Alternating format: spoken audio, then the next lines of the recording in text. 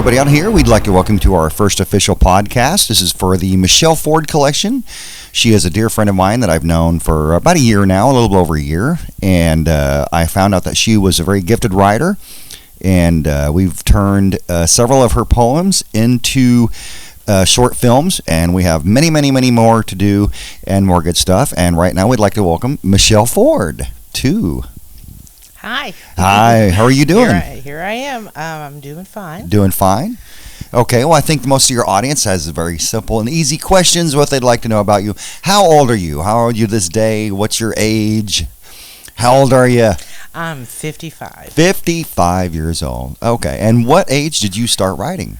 7th grade. 7th grade, okay. In the 7th grade, you were, how old were you in the 7th grade? I was 12 years old. 12 years old, okay. And what was the first thing that you wrote when you were in the 7th grade? Death. Death, okay. Death is like concrete. It's one of the poems that you like, and that will be in book 1. Awesome, awesome, okay. I did get an A+ on it, and a strange look from my English teacher, Miss Bonnie Wilson. Wow, you even remember your English teacher's name. And she was an avid, she chewed her nails, and so when she talked, I always looked at her fingers, because for some reason they amazed me. It's the little things you remember. Oh, yeah, it's always the little things. And what made you, were you ever influenced by anybody as far as writers go? Did you ever have any? Not at the time. I just did my assignments, and she knew that I liked to write, and I wrote poetry, and then from there I would just do it when I couldn't sleep at night, or when I was afraid, or when I was having to go through a lot of things that most kids don't have to go through. Sure. And it was just, the dark was very warm and welcoming to me, and it seemed normal, and I could go to sleep. So what would scare other people, didn't really scare me. So me. you found more comfort into darker stories. You found more comfort in dark? Okay. Yeah. And it's like I said in the prologue that y'all can watch. I'll take you through the darkness. Yeah. Why don't you explain to your audience what that means, what that entails in your prologue? Most of my poems are going to talk about negative subjects. And so imagine yourself on a roller coaster, and I'll take you through it, and I'll take you through and then back into the light, but it's going to be my light. So not everything has a happy ending, because in the real world, there's not always a happy ending, but sometimes there's a calm ending. Sure. And do you find more comfort in doing realistic type poems? Do you find, as far as not having a happy ending, everybody drove off into the sunset, do you find writing more realistic, hey, sometimes life is a bummer and you've just got to keep going? Yeah, you do. You have to, you just have to keep going. And some of the poems, I'm now, you've made me do my homework assignment and read them to people, and let people read them and get used to hearing comments about them.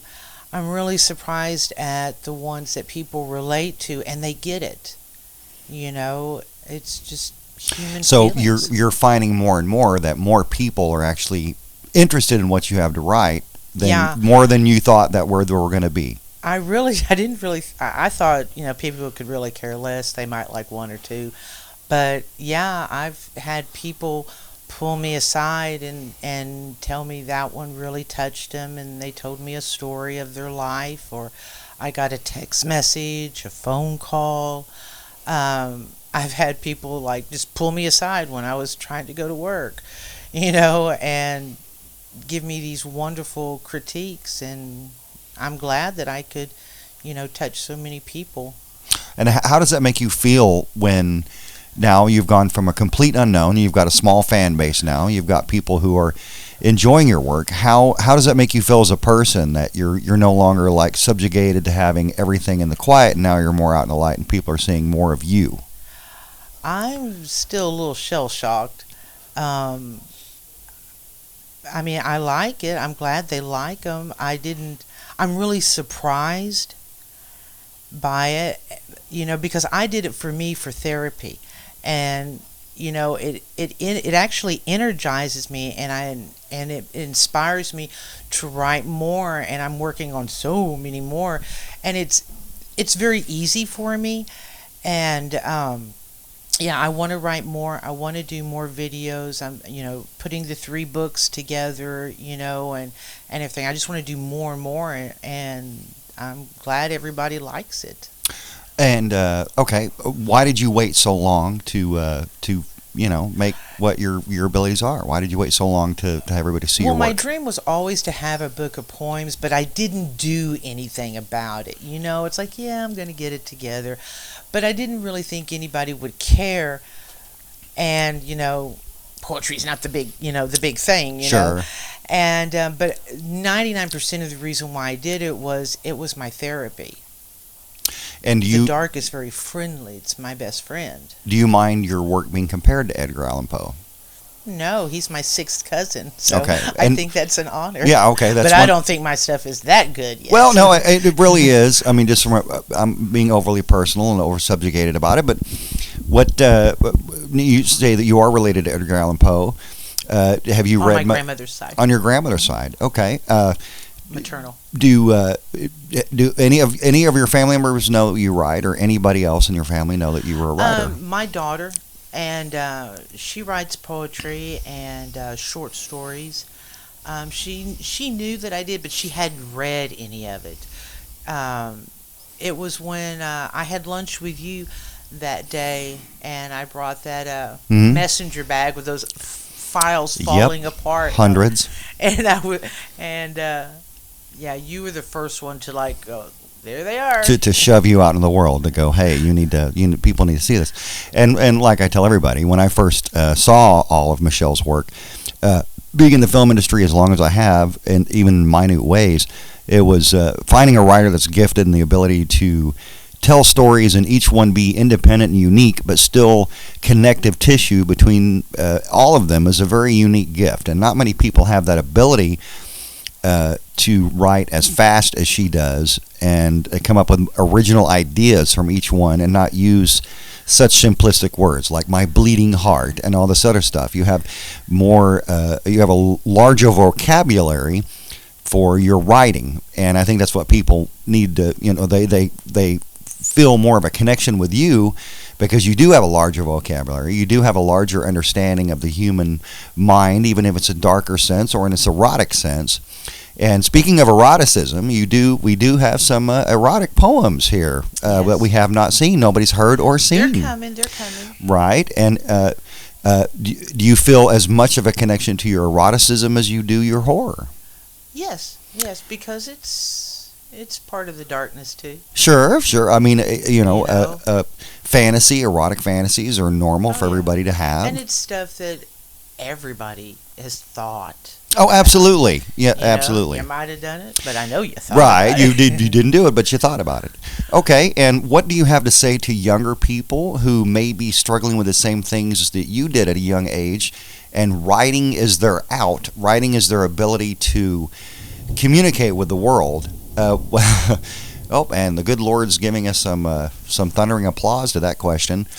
What do you have to tell your younger audience, like maybe just in their teens or younger, to help them go, hey, if I don't wait as long as I did. Yeah, don't wait 40 years like I did. Don't wait 40 years.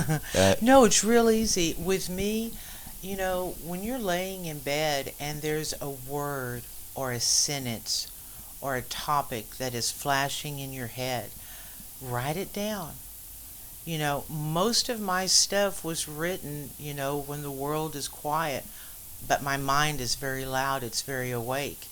And I can remember, a couple months ago, I went to write a poem about one thing because of a sentence that wouldn't leave my head. In fact, it just looped in my head over and over. It wouldn't let me go to sleep, and I had to turn the light on. And as I'm writing, my hand just took over.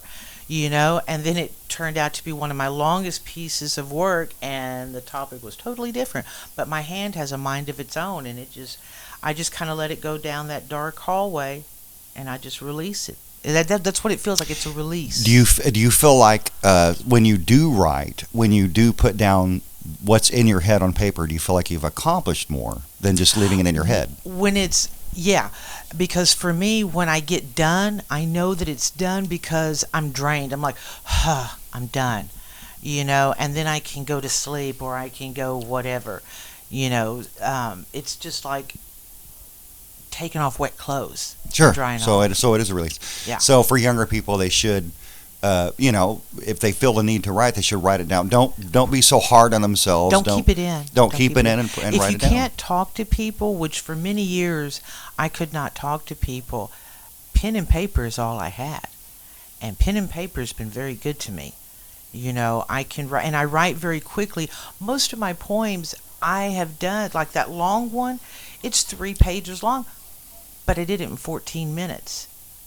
Well, most people can't do that. Most people have a hard time putting paper to pen and the ability to, okay, well, I'm going to write this down. And they get frustrated. People get frustrated way too easily because they feel like their words aren't, this, nobody wants to hear this. Nobody wants to do this. So, It's just for you. And that's the way they should write. You Just write for yourself. There you go. Write for yourself. You know, Write what you feel, what you think, journaling, a letter, a poem, a short story, or just a bunch of words. Eventually, you're going to find your pattern, your way. Okay. And it'll just happen organically. Okay. Last 2 questions. We'll keep it simple. This first interview. Where do you see yourself in a year? And where do you see yourself in 5 years? Where do you hope to go with this? What's your objective? Well, where you now I've done the outline for 2 scripts. Again, I want to do the scripts and kind of a psychological thriller and horror combined. So you do want to do full feature-length film? I want to do script writing. Okay, but would you like to see it as a full feature-length film? Would you like to see a 2-hour movie with a sequel? With a sequel, there Yeah. you go. I think that's the best way to go. And my book of poems, I'm developing it. It's a 3-book. It's going to be a 3-book. Okay, and tell your audience what 3 books they can hope to expect. It's going to be called Beauty and Negativity, Book 1, Book 2, Book 3. And they're all going to be called Beauty and Negativity. Yep. Book 1, And Book 2, about Book 3. about how many pages do you hope to have for each book? Full length. There'll probably be 60 to 100 in each one. Okay. If they want me to put more in, okay. If they want me to take a few out, okay. And do you have anything special you'd like to tell the audience about you? So anything special that's just personal to you? I just want you to enjoy what you're reading. And I want to hear comments, good, bad. I love a good question, so if you've got a question for me, or if you want me to write about something specifically, you've got a favorite word, a favorite emotion, a favorite something, you want me to pick my brain, I promise to do it. Okay. Anything else in closing you'd like to say? Thank you for doing this. No, not a problem. Okay, everybody, this is our first podcast ever. So it's really late in the morning, and we're all up drinking coffee and smoking cigarettes.